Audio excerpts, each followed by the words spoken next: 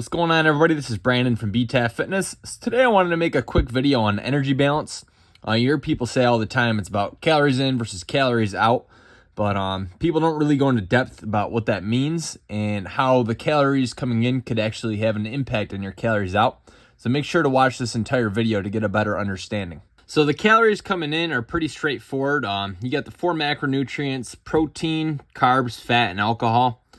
Protein is 4 calories a gram. Carbs are 4 calories per gram. Fat is more than double calories per gram at 9 calories per gram.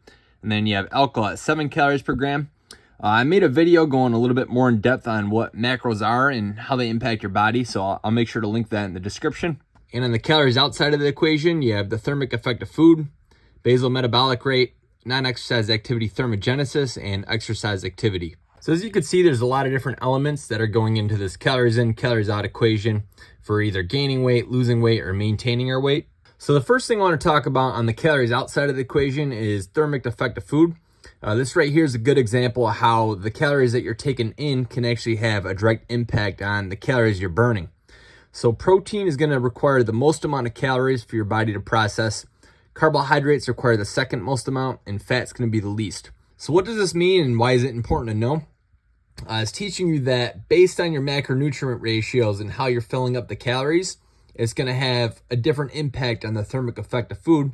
So a diet that's higher in protein versus lower in protein, the higher protein diet is going to have a greater thermal effect, meaning you're going to be burning more calories throughout the day. So the next thing I want to talk about is your basal metabolic rate. This is the minimum number of calories your body is going to need to sustain its most basic functions to live. There's a lot of things that have a direct impact on your BMR, including your age, genetics, but today I want to talk about 2 things, which include your muscle mass and the actual amount of calories you're taking in could impact your BMR. So muscle mass has been shown to increase your BMR. So basically, the more muscle mass you have on your body, it's going to require more calories to maintain itself versus if you had less muscle mass.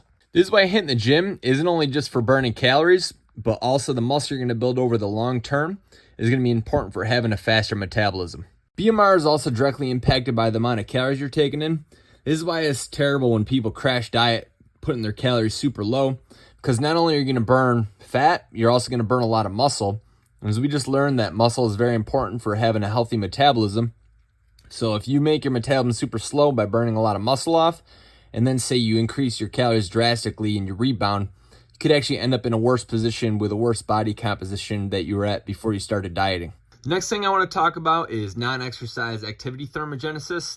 So think about this as the activity you're doing throughout the day that isn't just exercise.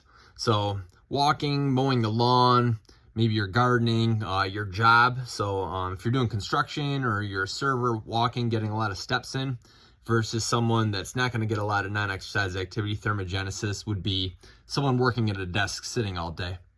So this is a big variable on the calories that you're burning throughout the day. This is another variable that could be impacted greatly by the calories that you're taking in. So let's say you're in a massive caloric deficit and you're just super low on energy. Your body's pretty smart. It's going to adapt by you're going to be fidgeting less, blinking less. You might not realize it, but you're going to be getting up and walking around less.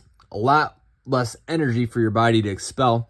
So you're going to be burning less calories throughout the day because you're not getting as much of the non-exercise activity thermogenesis. Then the last thing I want to talk about is exercise activity. So it's going to be your strength training and also your cardiovascular training. So this is not only important for just burning calories, but as we mentioned before, over the long run, doing strength training is going to help improve muscle mass, which is going to help improve your BMR over the long haul. So hopefully you found this video helpful, learning a bit more about how energy balance works in the body. If you found it helpful, please subscribe to the channel, give it a thumbs up, and you have an awesome day.